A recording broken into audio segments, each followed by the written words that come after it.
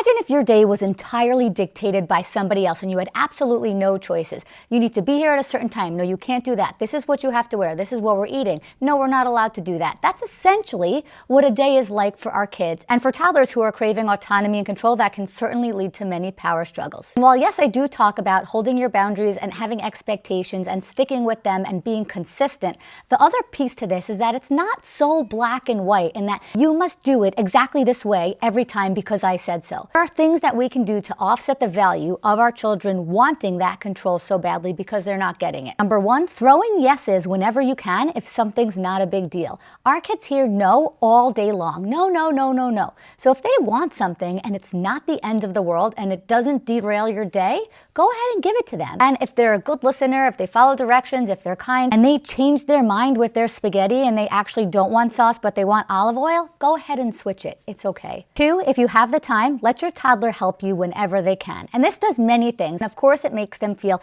capable and in control, but something else that this does is it gets your child positive attention for doing something right. They're participating in tasks with you as opposed to getting it for misbehavior. Our attention as parents is so valuable. And if our kids aren't getting it for positive things, then they're certainly going to seek it out for doing negative things. So by including them in these activities that we're doing, we're giving them the attention proactively and therefore decreasing the value of getting it for not doing the right thing. And toddlers and kids are curious. They want to be a part of things. They enjoy mixing, stirring, putting the butter on the bread, putting the laundry in the laundry machine. When we're constantly telling them, no, you can't touch that, you can't touch that, I have to do it, then it makes them want it even more. But when we let them participate in those things, it makes it a little bit less desirable and they don't want it as badly anymore. Finally, the last way we're going to meet our toddler's natural need for autonomy is to throw in choices proactively before it becomes a power struggle. Would you like to pump the soap or would you like me to? Do you want to use your black step stool or do you want to use your pink step stool? Do you want grapes or bananas with your breakfast? Would you like to wear your Daniel Tiger pajamas or your Paw Patrol pajamas? This gives our children a feeling of control before resistance starts. This is going to look different for every family. For me, there are certain hard boundaries that I'm not willing to negotiate or change the rules for, and those are things like